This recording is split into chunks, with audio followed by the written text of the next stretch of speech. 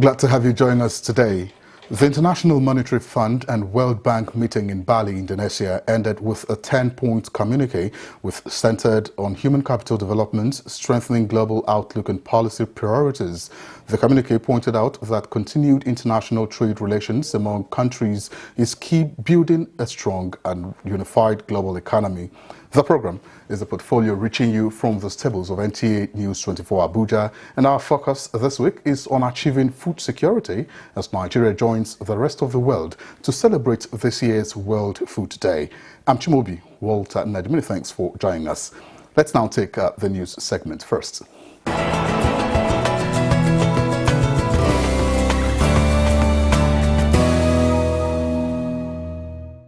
The Consumer Price Index, which measures inflation, increased by 11.28% year-on-year in September 2018, and this is 0.05 percentage points higher than the rate recorded in August 2018, 11.23%.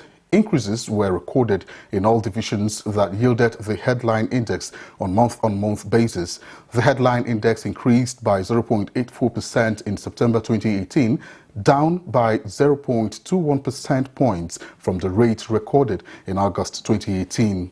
The percentage change in the average composite CPI for the 12th month period ending September 2018 over the average of the CPI for the previous 12 months period was 13.16%. On a month-on-month basis, the urban index rose by 0.86% in September 2018, down by 0.14 points from 1.00% recorded in August, while the rural index also rose by 0.82% in September 2018, down by 0.14% from the rate recorded in August 2018. The corresponding 12 months year-on-year average percentage change for the urban index is 13.58% in September 2018. And in a similar development, the Minister of Budget and National Planning, Senator Udoma, says the federal government 2017 budget recorded an 86% implementation. He disclosed this on the sidelines of the just concluded 2018 annual meetings of the International Monetary Fund, IMF, and the World Bank in Bali, Indonesia. He said although the performances of the ministries and agencies of the federal government varied, it was generally an impressive record. Senator Udoma said capital releases was at 1.44 trillion naira, which is the highest ever, while recurrent was almost 100% as all debt services obligations were fully met. In other stories, the federal government of Nigeria says it will look into other alternative sources of gas supply in order to bridge the supply gap experienced in some parts of the country. The Minister of State for Petroleum Resources, Mr. Ibe Kachukwu, who disclosed this in Abuja, noted that government is making concerted efforts towards addressing the huge gas challenges witnessed in the northern part of the country. He said the country can no longer tolerate a situation where 11 power plants across the country would be forced to shut down whenever there is a disruption in gas supply through the Extravos-Lagos pipeline system.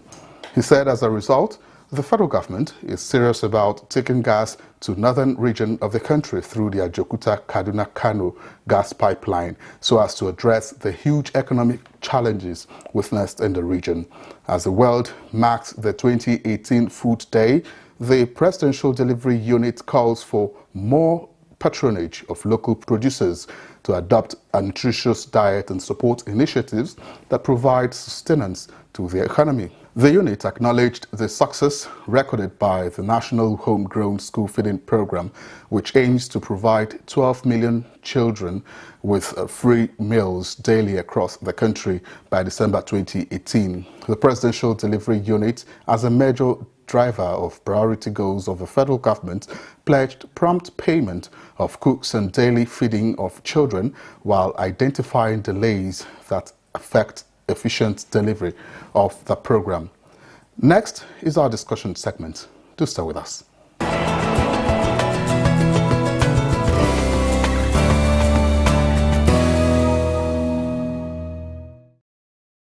Glad to have you back. let's hit the ground rolling on our discussion today. In Nigeria, about 3.7 million people across 16 states are food insecure, with several factors driving these particular incidents. And these include civil conflicts, large-scale displacements, rising food prices, climate change, natural resources degradation, poverty, and of course, population growth. To address this situation, President Muhammadu Buhari established a National Food Security Council to address challenges in the country's food and agricultural sector, as Nigeria ranks 84th out of 119 countries in the 2017 Global Hunger Index, coming in just below the Republic of Congo. As the world marks Food Day, the issue of adequate food for everyone becomes imperative for development planning among nations. Although the current administration in Nigeria has placed some emphasis on agriculture as a viable alternative to all revenue, there is room for more improvement in the area of ensuring food security in the country. And I have with me in the studios to discuss way forward, National Coordinator Zero Hunger Farmers Association, and of course the National Technical Advisor AFAN, Dr. Tunde Arosoyin. You're welcome to the program. Good afternoon. It's my pleasure. All right, so moving forward, how do you know or say that a country is food secured or insecure? We know that a country is food secured when an average Nigerian have access to food at affordable and available quantity. A situation where food is on the table of an average citizen of a country for breakfast, for lunch, and for dinner. Then when we say food is insecure, it means most of the citizenry of a country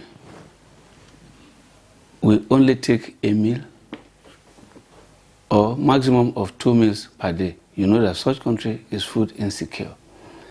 And the indices are there.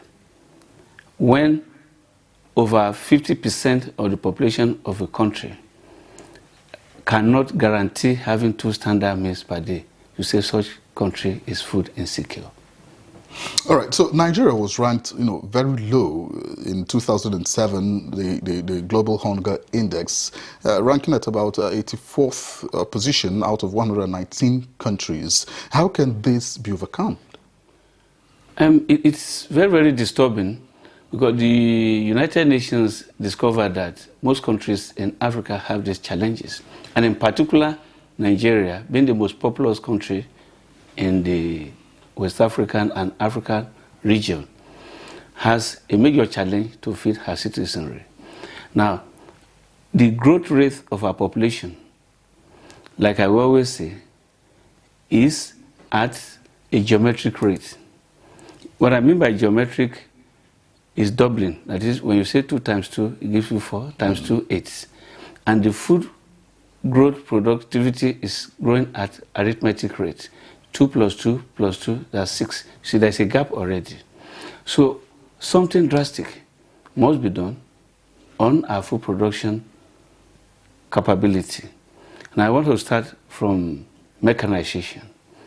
Nigeria is under-tractorized. That is, the tractors are not on ground for farmers to have access to prepare land, because that's where the success starts from. If most farmers have seed, have other inputs, but have no wherewithal to prepare land, then there's a problem. You see a situation where 4,000 farmers to a ratio of 1 tractor.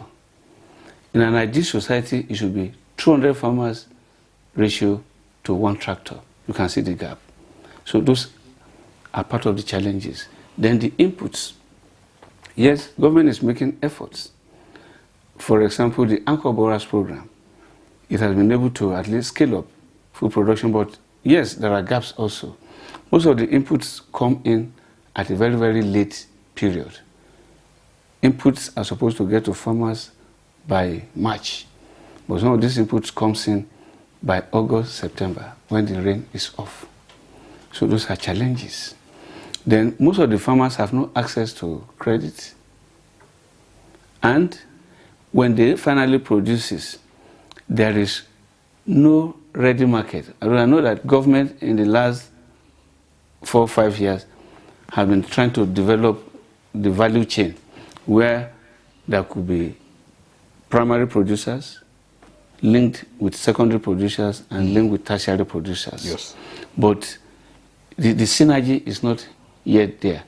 I just hope we get there one day, very, very soon. Now, once this is not in place, most farmers, when they produce this, at the peak period of harvest, the market prices is so low to the extent that the farmers cannot break even. He cannot even recoup his cost of investment, talk less of making profit. For example, as I'm talking to you now, the price of cassava has crashed drastically from about 45,000 naira per ton to as low as 9,000 naira per ton. And then government did not have any mechanism in place to see how they can mitigate against this. So by next year, most farmers will not go into cassava cultivation.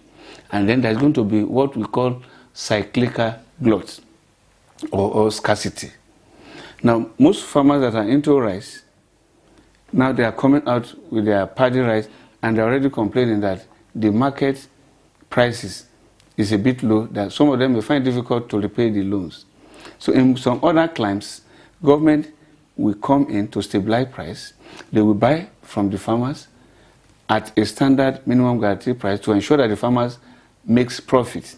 Then they will further go and subsidize the prices and then sell to processors. So by this, they can ensure continuity in terms of production. This system is not yet in place. We had it about 30 years back with Professor Idachaba, where we have minimum guarantee prices. And that was the essence of government having silos, where they buy. When the prices have crashed, government will come as last buyer to ensure that the farmers are able to sell and make profit so that they can continue production. They will keep in silos, store sometimes for a year or more, and then when the prices are so high, government will release to stabilize price. So I hope programs like this are being returned so that the food stability can be in place. Okay, so the issue of climate change, you've rolled out a lot of the challenges that that are facing production in Nigeria. But of course, the issue of climate change and of course violence and environmental degradation, how does this affect food security? Yes, it affects it a lot. Climate change will cause distortion in the rainfall pattern, the temperature, the humidity, all of these factors that are very critical to either food production or animal husbandry. For example, when our flora and fauna were very much okay, take for example, even in the 80s, you are sure that rainfall will start between March and April, and it's very consistent. And until August, when we have the August break is usually about 18 to 21 days. Then it will come back again, and the rains are there till ending of October. But because of high rate of deforestation, we have lost some of our flora and faunas, and this has exposed our soil to what we call direct sun heat. So the rate of evaporation is so high, and so those are human factors. Then when you check our feeding habits in the last 20 years, we use most non-degradable elements like the sachet water and some of these polythene bags we use, and when we discard them indiscriminately. Along some of them, when there are little rainfalls, they block the channels. Some find their way to some of our coastlands, seal up the soil surface and seal up the water surface, thereby disrupting the ecosystem. Once the ecosystem is being disrupted, you cannot be sure of the rainfall pattern.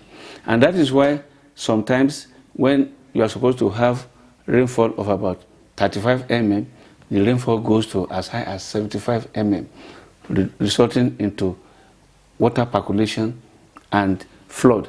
Flooding is not sometimes when it goes through waterways. Even some farmlands this year that are not along major streams and waterways suffered severe loss because some of the soil surfaces, even in the middle belt, down south, and to some part of the north, water percolated on the farmland for over a period of 60 to 75 days, thereby displacing nitrogen and oxygen, which are critical factors for crop development.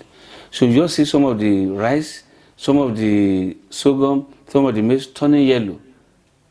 And of course, what do you expect? Poor yield. Some of the tuber crops like yams and cassava have gone bad. It has completely rotted away. So now you've talked about flooding, really. How do we recoup, some of the losses that we experienced from the problem of flooding? Well, if I want to quote the Honorable Minister of Agriculture, Chief Adro Ogbe, in a press release about a week ago, he said that the Ministry of Agriculture is going to interface with relevant agencies like the National Seed Council to get some early maturing seeds, which they will give to farmers to plant off-season. But even at that, I know that our irrigation system is still restricted. When we had flooding in 2012, we did a memo to the then government to advise them to channelize the two major rivers, that's the Benue and the Niger, because sometimes it may be expensive to build dams along the waterways, but canals can easily be constructed along the two major rivers. You can have some in the upper of Benue and also upper of Niger. Then you move down maybe towards Taraba axis, you have one there. Then maybe after Kanji, you have another canal before you get to the confluence. Now these canals, like you have the Suez Canal along River Nile in Egypt, you have Arizona Canal along the River Arizona in the United States of America. They have multiple advantages. One, it will help us to check the perennial flooding. Then two, there could be all year round fishing activities along the canals. Then irrigation programs along this canal. A canal of about 50 kilometer stretch can irrigate over 2,000 hectares farmland. Because at the rate at which we are going in terms of population growth, rain-fed production can no longer sustain the population of this country. So we must look beyond rain-fed production and then see how we can expand our coastlands and harvest our waters for all year-round farming activities.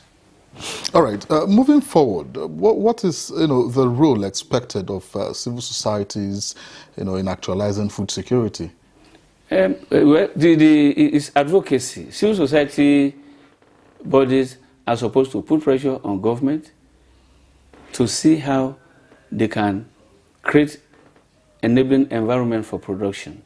For example, when the United Nations noticed that there's a gap, they came up with a policy about 2 years ago that between 2016 and 2030, this country and some other countries must see how they increase their food production to reduce hunger to a zero level by 2030. Yes. So the civil society are supposed to constantly remind government on this, because the right to food is the right of every citizen of a country, ditto, as in the case of Nigeria. Okay. And having said this, government should be put on its toe to see how they can respect the Maputo Declaration, where Nigeria was a signatory to a treaty that every country in Africa must at least allocate 10% of their annual budget on agriculture.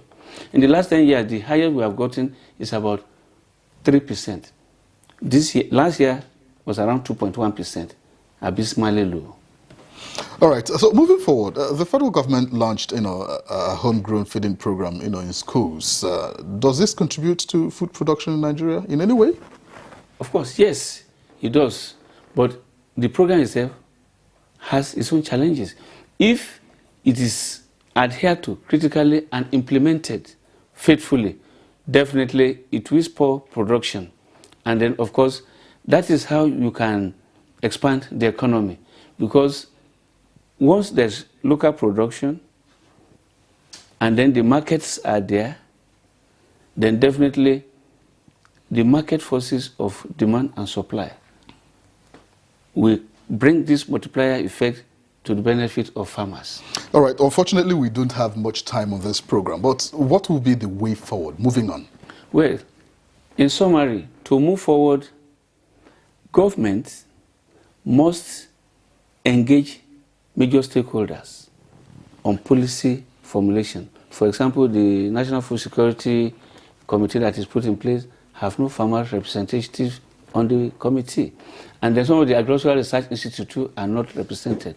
So government must engage all stakeholders to generate policies from bottom up and not from top bottom. All right, thank you very much. I've been speaking with Mr. Tunde Aresanya. It's been a pleasure having you on the program today. Thanks so much. All right, so this is where we wrap up the discussion now. We'll now join Joy Uzo for a review of the capital market. To stay with us.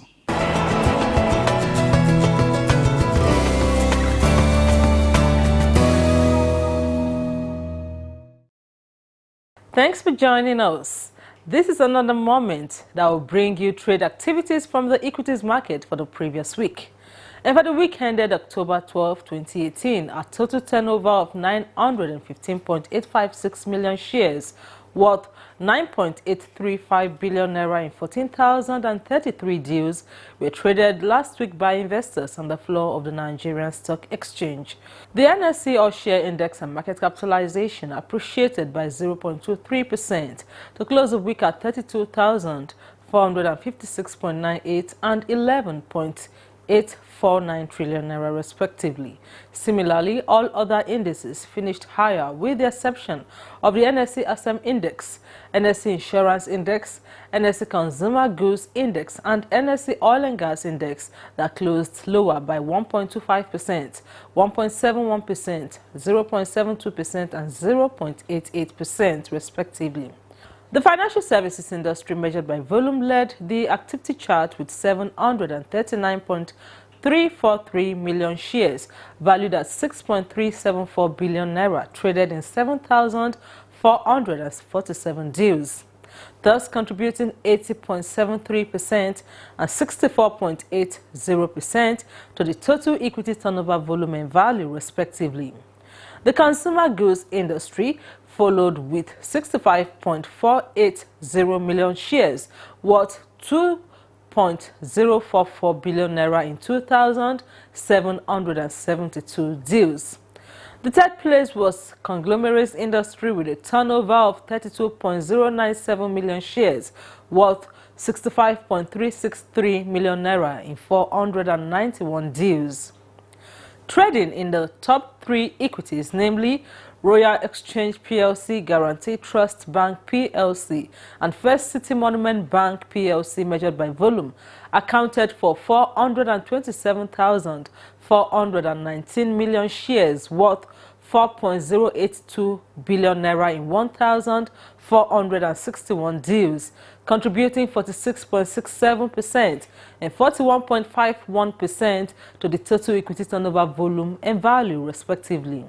Also traded during the week under review were a total of 3,523 units of exchange-traded products, ETPs, valued at 52,561.80 naira, executed in 3 deals. A total of 8,619 units of federal government bonds, valued at 8.300 million naira, were traded last week in 16 deals. 29 equities appreciated in price during the week. 40 equities depreciated in price, while 100 equities remained unchanged. And to the foreign scene, stocks in the United States in the early hours of Monday this week pulled back as investors kept a close eye on a potential slowdown in the Chinese economy. Dow Jones Industrial Average rose 1.15%, S&P 500 1.42% and the Nasdaq Composite Index 2.29%. European stocks were lower same morning as concerns over Brexit talks, a potential slowdown in the Chinese economy and higher U.S. borrowing costs limited investors' appetite. FTSE 100 slipped 0.39%, the German DAX 0.20% and the France's CAC 40 0.51%. That's the review from the capital market. Many thanks for watching. I am Joy Uzo.